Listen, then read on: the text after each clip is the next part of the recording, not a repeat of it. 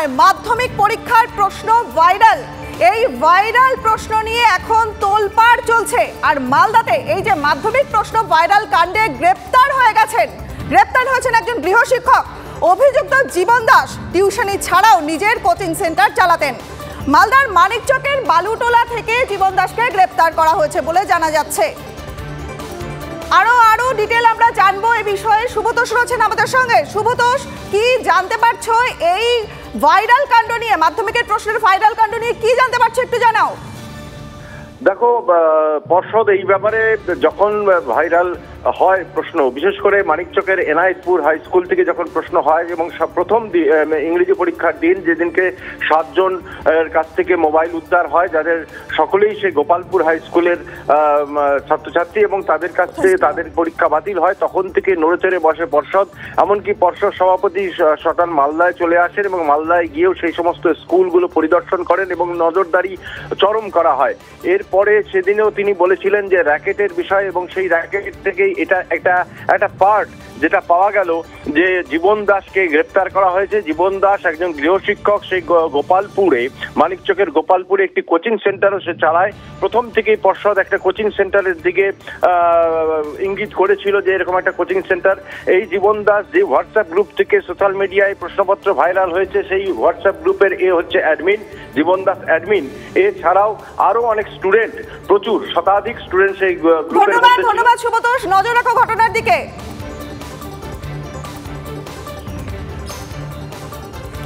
গোলপাড়কে প্রবাসী বাঙালিকে মারধরের অভিযোগ।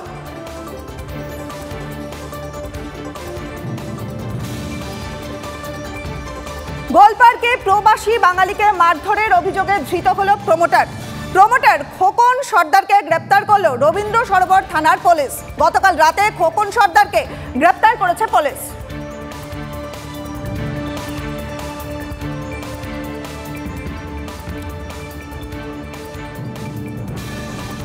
মথুরাপুরে ধান কেনায় বিরাট অঙ্কের ভুয়ো লেনদেন। 55 কোটি টাকার ধান কেনাবেচার দুর্নীতির অভিযোগ উঠেছে। তৃণমূল পরিচালিত কৃষি সমবায় সমিতির বিরুদ্ধে শুরু হয়ে গেছে তদন্ত।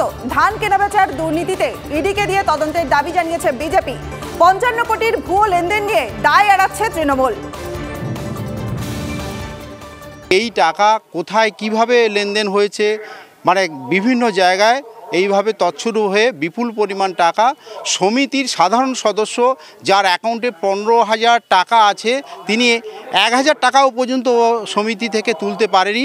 আমরা যখন জানলাম মানুষের কাছে যে এখানে অডিট রিপোর্টে 1,40,00,000 টাকা, 39 লক্ষ টাকা লস, তা বাদেও এখানে এত লসে চলছে, সাধারণ মানুষ টাকা তুলতে গেলে 500 টাকা তুলতে গেলেও টাকা পাচ্ছে না। আমরা সমিতিটাকে বাঁচাতে চাইছি, তবে এই সমস্ত টাকা যারা লেনদেন করছে, যারা দুর্নীতিগ্রস্ত, তারা এরা সভাপতি সম্পাদক এবং সহসভাপতি। কলকাতাতে হাজরাতে পাঞ্জাব ন্যাশনাল ব্যাংকে একটা অ্যাকাউন্ট, সেই অ্যাকাউন্টের তথ্য আমাদের এখানে এসে গেছে। জানতে পারলাম 54 কোটি 35 লক্ষ সামথিং হচ্ছে ট্রানজাকশান হয়েছে 22 সালের জুলাই পর্যন্ত। সুবিধা পেয়েছিলাম একসময়, কিন্তু বর্তমানে পাচ্ছি না। কতটা আতঙ্কে রয়েছেন যারা আমানত করে, যে আমাদের যে গ্রুপটা চলছে, যেটুকু সন্ত্রাস আছে সেটা পাবো কিনা, সেও একটা ভয়। সে টাকা তো পাচ্ছি না বলছি, ওদের তো দেখাই পাচ্ছি না। সমিতি ছেড়ে তো সব চলে গেছে, পালিয়ে গেছে।